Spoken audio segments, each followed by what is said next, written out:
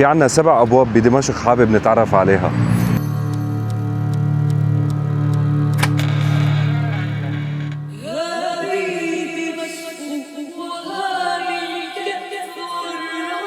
أحلى شغلة رح نشوفها بالشام هي إنه نحن بدنا نفتل على التاريخ رح تكون بأماكن مفتوحة، يعني ما هنروح على متحف لحتى يخلونا ندخل نشتري تذاكر، رح نكون عم نتفتل بالمدينة براحتنا، فرح تلاقوا التاريخ عايش بقلب المدينة.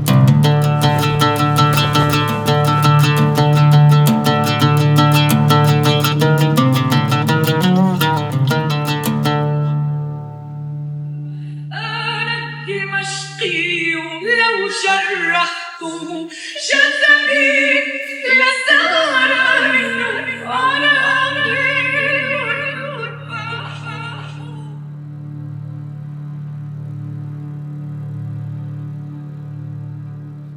يعني من زمان المدينة ما كانت مفتوحة وما كان فيها الشوارع العريضة، المدينة كانت كلياتها عبارة عن تاريخ، والتاريخ لساته مثل ما هو واقف بدمشق.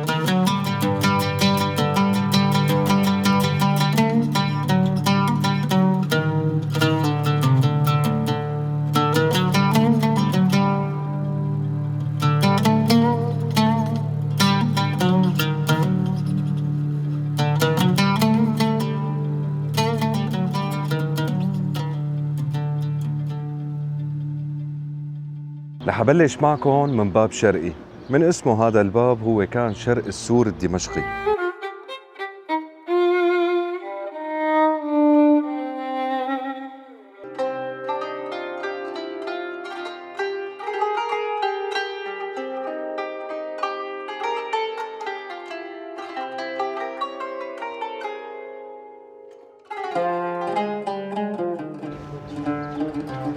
هذا الباب يا جماعة كان من على زمن الرومانيين وامتد لقلب السوق، يعني كان من أول ما بتفوتوا في عندكم سوق طويل، والأحجار تبع الأعمدة الرومانية لساها موجودة. الباب هو اللي بقيان صاغ شكله بالشام، يعني إذا هاد أكتر باب وصوني إنه أنا أروح صور فيه، السبب هو إنه ترمم شوي وترجع تعدل عليه، فما ببالكم الابواب الباقيه. انا هذا خوفي اليوم انه ما هلاقي ابواب كامله لحتى اكمل تصويرها.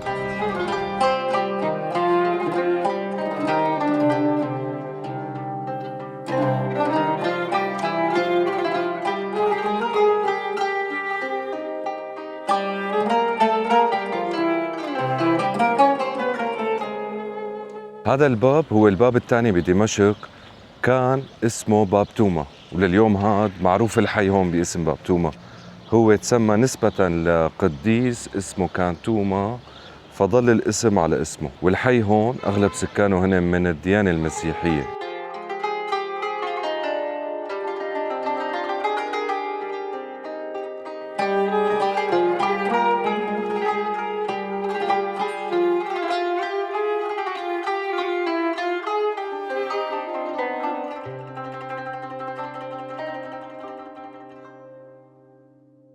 وصلنا عند باب كيسان. باب كيسان ما هو الأشهر بدمشق، بس هو يعتبر كمان من الأبواب السبعة.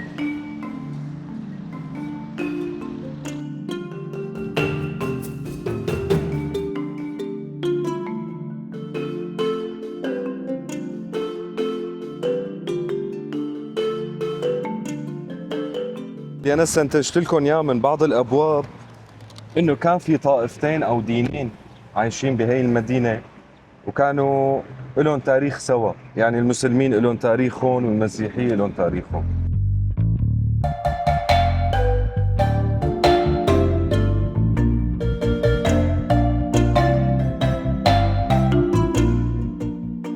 تخيلوا معي انه الشام كان إلها 7 ابواب، بتفتح الصبح وبتسكر المساء.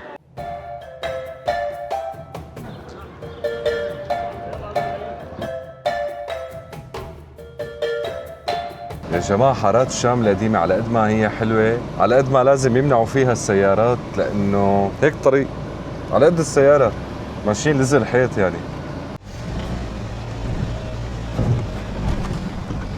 ورجعت كالعادة ضعت بقلب الشام، يعني بدي أسأل حدا إنه وين الباب؟ في باب مصلى بدي أوصل عليه ما بقى لقيته، بدي خلص الفيديو وباب مصلى من الصبح عم نفتل عليه. انت بتعرفه باب كيسان هذا. هذا اللي هون ايه هذا باب ابد شباب الشرقي. مزبوط. وانا اول مره بعرفه، بعرفهم بس ما بس بدي باب مصلى، معقول ما نلاقيه؟ باب الحديد. صورت نحن باب الحديد. بسوريا. لسه ما رحت له. من نحن هون نروح له اقرب لي؟ شو من هون؟ ايه بس الطريق مسكر دغري. أول حارة ثاني حارة على إيدك شمال صرت عن باب الحديد. ابدا نفسه. من هون اول حاره. أول. هذا الطريق تمام، اللي بعده على اليسار. اللي بعد منه شايف سيارة العمومي هذه؟ ايه فوت فيها على الشمال صرت عن ابدا باب بصير الحديد. نحن الباب. عند الباب. عند الباب. تلاقي ارمس مكتوب بالنسوان. هلا وصلنا على باب اسمه باب الحديد. هذا الباب سموه باب الحديد لانه في عليه الباب حديدي كبير، ما حدا بيحسن يحركه من ارضه، بس لانه هو كان مستخدم فيه اطنان من الحديد سموه هيك. طبعا ورا الباب اسواق تجاريه طويله.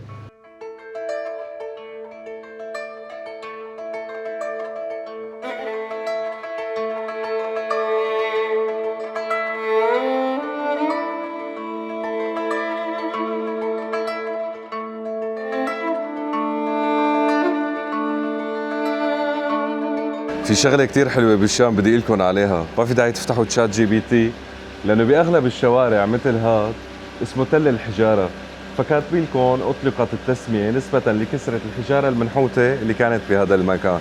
يعني انتم عم تتمشوا ما بدكم تشات جي بي تي او حدا يحكي لكم عن المكان، خلص بس انتم هيك قعدوا تفرجوا وبتعرفوا القصه.